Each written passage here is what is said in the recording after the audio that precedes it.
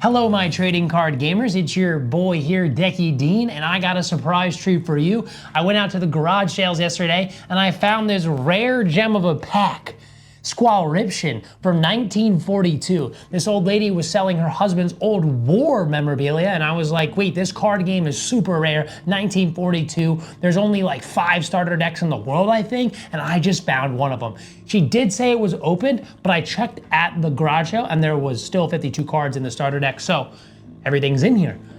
I'm a little nervous because, like, you never know, but let's see what's in here. All right, here it is. Oh, I'm so nervous. I almost lost. Oh, here goes nothing. Wait. This has like numbers on it. Coordinates to a location. Let's go check it out. Okay, so we just got to the coordinates. I followed them and we are here. So let's go check out the spot. I'm kind of nervous, I'm not gonna lie. All right, here we are. All right, I think they said, oh, I see something.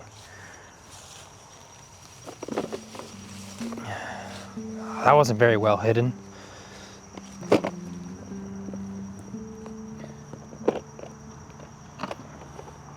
Is it safe? Do not watch. Well, I mean, of course we're gonna watch it when it says do not watch. Let's go. All right, I made it back and I got a VHS player, so let's put this thing in here and let's see what's on it. All right, I haven't used one of these in years. You can see the dust on it.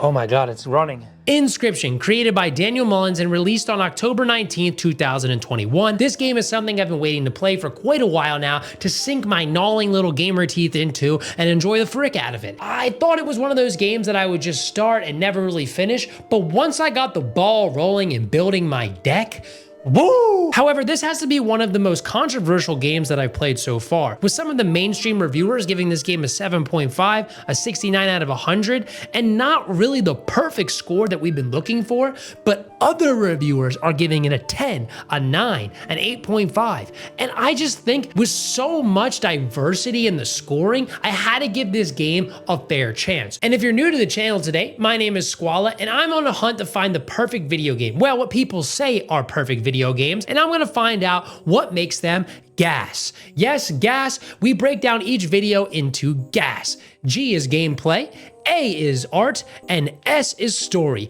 And the first place we start off is the G, the gameplay. So let's get into the gameplay of Inscryption. The gameplay of Inscryption is a deck builder roguelite that is also mixed in with some horror elements, and these horror elements actually affect the gameplay. I think what happens is you get so caught up in like the vibe of it that you start to see your cards shake and you feel the panic of your player that sometimes you make the wrong decision. At least I did a few times trying to play the right cards. I'm like, oh my God, and just like freaking out. Now, what you'll mostly be doing in Inscryption is building your deck. You have to sacrifice cards in order to play stronger cards, and then you have to add new cards to your deck that will help beat different bosses along the way. Like I said before, it is a roguelike, so every time you fail a run, you actually get to go back and get your picture taken and become a card yourself, creating your own OP card every time you fail, which adds a nice variety to the game, and it also spices it up a little bit. I took a little picture like this.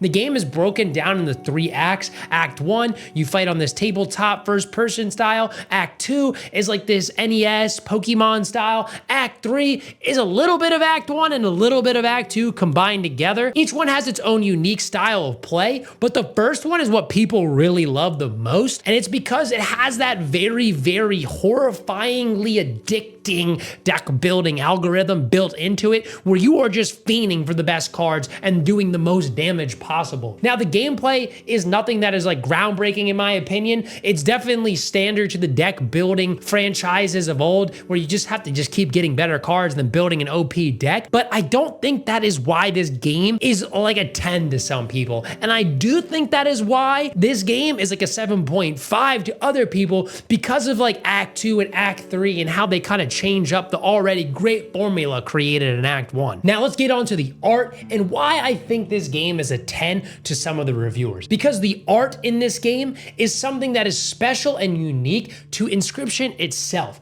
The cards are something that you want to buy in real life because they're cool, they're fun to play with, and oh my goodness, do they talk to you? Yes, the cards sometimes talk to you. They're like souls put inside of these cards and they have conversations with other cards that have souls in them. And the art in this game really just complements all of the aspects of it. Also, while you're doing all this card gaming shenanigans, there's this like ARG going on in the background with Luke Carter, who is a online internet personality who opens packs of cards, who found the game Inscryption on a floppy disk. Now I know that's the story part, but you know, he is like interweaved in there with its own little unique VCHR, SYP, DVD style that is just like keeping you on the edge of your toes, but keeping it all inside of this like edgy, scary, artistic style that really just brings the game together as a whole. Although there's one thing I haven't mentioned yet, and that is the composition done by Jonah Senzel.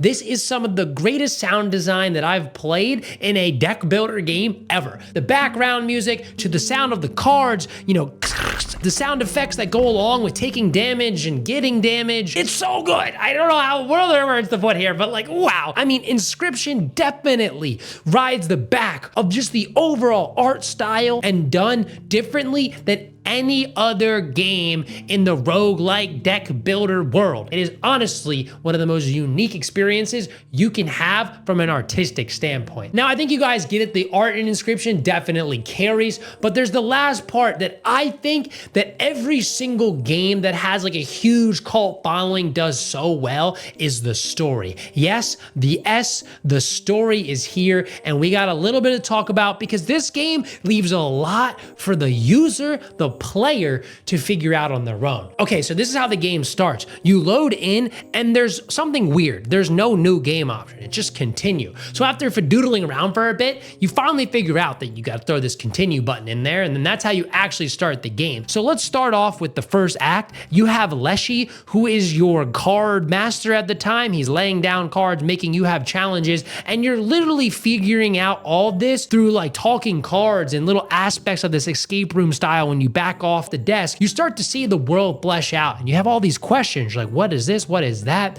And then you have this moment where you pull back away from the screen and you realize that you are a guy playing a game inside of a game, that you're playing a game of a guy playing the game. It's literally Inception, Inscryption.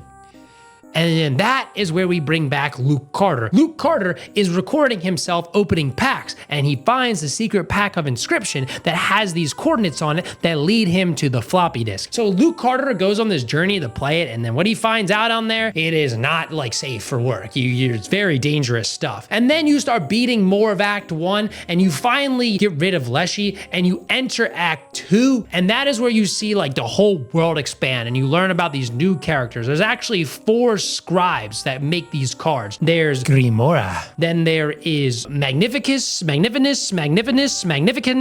there's Leshy, the guy who you just originally fought. And then there's PO3. These are the 4 scribes. They create these cards, make inscriptions of these cards. Each one has their own unique ability on how they create the cards. And then you get to pick one of the 4 that you want to take over. Act 2 is definitely more of the story building part of the game. Definitely not the addicting part of the game, but I think is very necessary for the overall story driving aspect that I think does a very good job. Now, for the last act of Inscryption, you finally get to figure out what's going on in this game, and you are set against to play PO3, who is the computer guy that creates his own world. He wants to be the #1 like card creator, and the other 3, they don't really want him to become the main guy, so you work with them to stop him in this epic boss battle at the end, and he wants to transcend Inscryption into the computers across the world. And you know, it may or may not work out for him, and you kind of stop him, and then you guys kind of delete the game, and then it stops. The end of this game is like, boom, you know, boom. It made me feel like when I first played Persona 3. I think these type of indie games that leave you open-ended to have some more discussion, more debate, and to fill in the blanks with the community and also the other games that the creator has is a very unique thing. My final thoughts on Inscryption, the game is fun. You're gonna have a great time. If you like deck builders, if you like roguelites, if you like being a little scared, especially this time of year, it's October, folks. This game, it is a gem that not everyone's going to have a connection with, but if you do have a connection with it, it is definitely in your must plays because there's nothing like it on this earth. One of a kind, 101, beautifully done. So if you guys like this video, make sure you hit that like and subscribe button. Any comments, let's yap about the game. I love commenting and talking with you guys. You guys rock. The community is on the up. We're almost at 1K subs. Oh my goodness. And if you like this video, YouTube thinks you're gonna like this video right here. So you should watch this one. And if you like it, that's even cooler, and join the community because we're gonna keep playing these cool games.